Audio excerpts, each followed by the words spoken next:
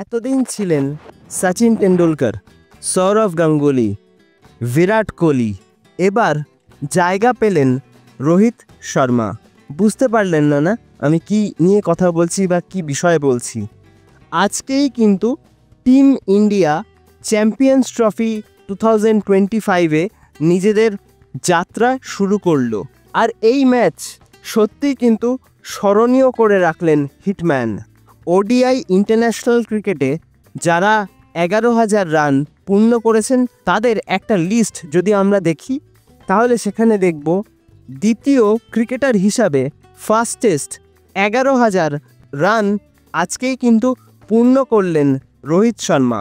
এই লিস্টের একদম টপে রয়েছেন বিরাট কোহলি, যিনি কিন্তু সময় নিয়েছিলেন 222টা ইনিংস এই 11,000 রান পূর্ণ করতে। আর ঠিক তারপরেই কিন্তু রইলেন রোহিত শর্মা, যিনি সময় নিয়েছেন 261 ইনিংস। আর তারপরেই রয়েছেন god of cricket Sachin Tendulkar, তিনি সময় নিয়েছেন 276টা ইনিংস। আর তারপর রয়েছেন রিকি পন্টিং, যিনি কিন্তু সময় নিয়েছেন 286 ইনিংস, এবং সৌরভ গাঙ্গুলি, যিনি কিন্তু সময় নিয়েছেন 288 ইনিংস এই 11,000 রান সম্পূর্ণ করতে।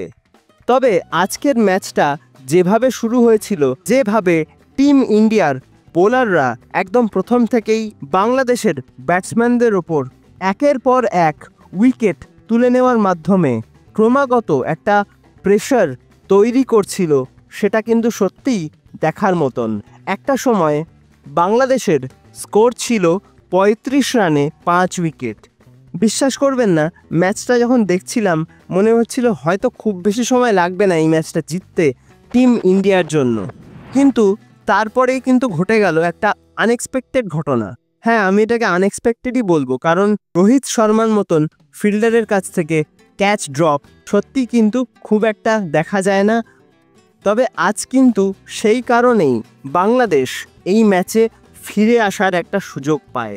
শুধু তাই নয়, এরপর কিন্তু হার্দিক পান্ডিয়াও একটা ক্যাচ ড্রপ করেন, যেখান থেকে বাংলাদেশি ব্যাটার তৌহিদ হৃদয় তিনি কিন্তু তার প্রথম সেঞ্চুরিটাও করে নিয়েছেন। ওই দুটো ক্যাচ যদি মিস না হতো তাহলে কিন্তু বাংলাদেশের স্কোর 228 পর্যন্ত পৌঁছতো কিনা আমার যথেষ্ট সন্দেহ রয়েছে। এবং আজকের ম্যাচে আরও একটা খুব ইন্টারেস্টিং ব্যাপার কিন্তু আমার চোখে পড়েছে, সেটা হলো যদি আমরা আইসিসির ওডিআই ব্যাটসম্যানদের র্যাঙ্কিংটা দেখি, সেক্ষেত্রে আমরা কিন্তু দেখব প্রথম নামটাই রয়েছে শুভমান গিল। কেন তিনি এখন 1 নম্বরে রয়েছেন সেটা কিন্তু তিনি আজকে বুঝিয়ে দিলেন। 228 রান চেস করতে নেমে যে অ্যাগ্রেসিভ অ্যাটিটিউড নিয়ে রোহিত শর্মা এবং শুভমান গিল ব্যাট করতে শুরু করেন, আমার কিন্তু মনে পড়ে যাচ্ছিল সেই T20 ওয়ার্ল্ড কাপের ম্যাচগুলোর কথা, যেখানে প্রথম থেকেই রোহিত শর্মা নেমে কিন্তু একটা আগ্রাসী মনোভাব নিয়ে, একটা মারকুটে মেজাজ নিয়ে প্রথম 10 ওভারের মধ্যেই নিজের দলের উপর থেকে সমস্ত প্রেশারটাকে সরিয়ে দেওয়ার চেষ্টা করেন। ঠিক সেই রকমই একটা ইনিংস কিন্তু তিনি আজকেও খেলার চেষ্টা করেছেন। ব্যাট করতে নেমেই প্রথম দিকে বেশ কয়েকটা বল দেখে খেললেও তারপর কিন্তু আস্তে আস্তে আমরা সেই পুরনো হিটম্যানকে যেন দেখতে পাচ্ছিলাম। আর তাকে যোগ্য সঙ্গত দিয়েছেন কিন্তু শুভমান গিল। এবং এই দুজনের ব্যাটিং দেখে একসময় কিন্তু মনে হচ্ছিল যে এই ম্যাচটা খুব সহজেই হয়তো জিতে যাবে টিম ইন্ডিয়া। কিন্তু কি বলুন তো, খুব সহজ জিনিস সেটাও কিন্তু মাঝে মাঝে খুব কঠিন মনে হয়। রোহিত শর্মা যখন আউট হয়ে গেলেন, ঠিক তারপর থেকে কিন্তু আমরা দেখলাম যে বাংলাদেশি বোলাররা আস্তে আস্তে ম্যাচের উপর কিছুটা হলেও নিজেদের আধিপত্য বিস্তার করার চেষ্টা করছে। এবং বিরাট কোহলি, তিনি যে লাস্ট ওডিআই ম্যাচটা খেলেছিলেন ইংল্যান্ডের বিপক্ষে, সেই ম্যাচে কিন্তু তিনি অর্ধশত রান করেছিলেন। তো অনেকেই মনে করেছিল যে এই ম্যাচটা থেকেই হয়তো আবারও সেই কনসিস্টেন্ট বিরাট কোহলিকে আমরা দেখতে পাবো। কিন্তু আজকে তিনি শুরু করলেন খুব স্লতভাবে, দেখে শুনে খেলার চেষ্টা করলেন, কিন্তু তবুও তার ইনিংসটাকে বেশি বড় করতে পারলেন না। আজকের ম্যাচ থেকে তার সংগ্রহ 22টা রান। এবং সবথেকে উল্লেখযোগ্য যে বিষয়টা সেটা হচ্ছে ফার্স্ট ইনিংস যারা দেখেছো বা যারা বাংলাদেশের ব্যাটিং দেখেছো, সেই সময় কিন্তু পিচটা ড্রাই তো অবশ্যই ছিল, কিন্তু এতটা কিন্তু স্লো ছিল না। বল কিন্তু মোটামুটি ব্যাটে আসছিল, কিন্তু দ্বিতীয় ইনিংসটা অর্থাৎ টিম ইন্ডিয়ার ব্যাটিংটা যদি তোমরা দেখো তাহলে কিন্তু দেখতে পাবে যে সেকেন্ড ইনিংসে কিন্তু পিচ অনেকটাই স্লো হয়ে গেছিল এবং বাংলাদেশি লেগ স্পিনার রিশাদ হোসেন তিনি কিন্তু টার্ন পাচ্ছিলেন এবং তার সঙ্গে সঙ্গে মেহেদী হাসান মিরাজ এবং রিশাদ হোসেন এই দুজন স্পিনার যেভাবে একটা আটোশটো লাইন মেনটেন করে বল করছিলেন সেখান থেকে কিন্তু বড় শট খেলা বা 4-6-এর জন্য যাওয়া খুব একটা সহজ ছিল না। আর সেই কাজটাই করতে গিয়ে কিন্তু পরপর উইকেট হারায় টিম ইন্ডিয়া। অক্ষর প্যাটেল এবং শ্রেয়াস আইয়ার দুজনেই কিন্তু খুব বেশিক্ষণ ক্রিজে থাকতে পারেননি, যার ফলে একটা সময় যে ম্যাচটাকে খুব সহজ মনে হচ্ছিল সেই ম্যাচটাই কিন্তু একটা সময় গিয়ে মনে হচ্ছিল কঠিন হতে শুরু করে। কিন্তু তখনও ক্রিজের এক প্রান্ত আগলে রেখেছেন শুভমান গিল এবং দায়িত্বশীল ব্যাটিং সিচুয়েশন অনুযায়ী নিজের গেম প্ল্যান চেঞ্জ করে কখনো 4-6 কখনো সিঙ্গেল একটা সেন্সিবল ব্যাটিংয়ের মাধ্যমে আস্তে আস্তে তিনি কিন্তু টিম ইন্ডিয়াকে জয়ের অনেকটাই কাছাকাছি নিয়ে যাওয়ার চেষ্টা করছিলেন এবং তার সঙ্গে তাকে যোগ্য সঙ্গত দিয়েছেন KL রাহুল। এই প্লেয়ারটি এমন একটি প্লেয়ার যাকে যখনই দরকার পড়ে যেখানে দরকার পড়ে সেখানেই কিন্তু তিনি পারফর্ম করেন। তাকে যদি উইকেট কিপার হিসেবেও খেলানো হয় তাহলেও তিনি দুর্দান্ত পারফরমেন্স করেন, তাকে যদি ওপেনার হিসেবে খেলানো হয় তাহলেও তিনি দুর্দান্ত পারফরমেন্স করেন, আবার তাকে যদি মিডল অর্ডার বা লোয়ার অর্ডার যখন দল সমস্যায় পড়ছে সেই সময় যে অ্যাঙ্কার রোল প্লে করেন, অর্থাৎ একটা দিকে কিন্তু তিনি দায়িত্বশীল ব্যাটিং করেন এবং ঠান্ডা মাথায় দলকে জেতানোর ক্ষমতা রাখেন। আজকে কিন্তু সেটা তিনি আবারও প্রমাণ করলেন।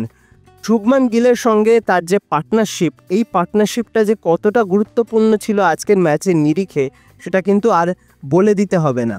যখনই তিনি লুজ বল পেয়েছেন সেগুলোকে 4-6 মেরেছেন, আবার যখন সিঙ্গেল নিয়ে স্ট্রাইক রোটেট করার প্রয়োজন ঠিক সেই সময় কিন্তু সিঙ্গেল নিয়ে স্ট্রাইকটাকেও রোটেট করেছেন, যার ফলে শুভমান গিল পেয়ে গিয়েছেন তার আইসিসি টুর্নামেন্টে যে কোনো রকম আইসিসি টুর্নামেন্টে তার প্রথম 100 রান। এই দুজনের দুর্দান্ত ব্যাটিংয়ের উপর ভিত্তি করে কিন্তু আইসিসি চ্যাম্পিয়ন্স ট্রফি 2025-এ প্রথম ম্যাচে একটা দারুণ জয় পেয়েছে টিম ইন্ডিয়া এবং 5 ওভার বাকি থাকতেই কিন্তু তারা এই জয়ের জন্য প্রয়োজনীয় রানটা তুলে নিয়েছে। এবং ব্যাটসম্যানদের পাশাপাশি বোলিংয়ের ক্ষেত্রেও ভারতীয় বোলারদের অবদান কিন্তু কখনোই ভোলা যাবে না। প্রথমেই যার কথা বলতে হয়, এই আইসিসি টুর্নামেন্ট শুরু হলেই বা আইসিসি টুর্নামেন্টের কথা মনে পড়লেই যে বোলারটির কথা সবচেয়ে বেশি মনে পড়ে তার নাম হলো মোহাম্মদ শামি।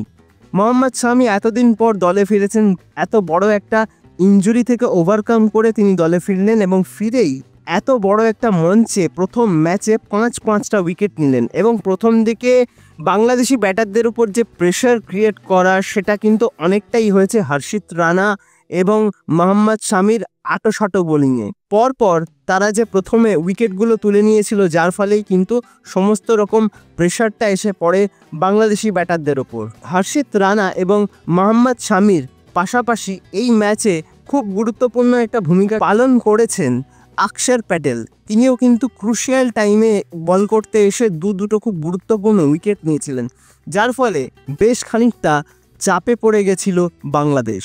তবে তার বোলিংয়ে রোহিত শর্মা যদি জাকের আলী তার ক্যাচটা না ফেলতেন তাহলে কিন্তু এই স্কোর লাইন বা বাংলাদেশের এই স্কোর কার্ড এত দূর হতো না বা এত রান তারা করতে পারতো না। তো যারা আজকের এই ম্যাচটা তোমরা দেখেছো তোমাদের কেমন লেগেছে অবশ্যই কিন্তু আমাকে কমেন্ট করে জানাতে ভুলো না। আর ভিডিওটা ভালো লাগলে লাইক, কমেন্ট, শেয়ার এবং সাবস্ক্রাইবটাও করতে কিন্তু একদম ভুলে যাবে না।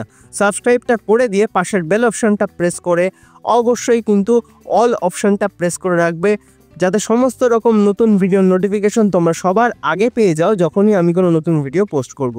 তো আজকের মতন ভিডিওটা তাহলে এখানেই শেষ করছি, দেখা হবে আবারও পরবর্তী ভিডিওতে।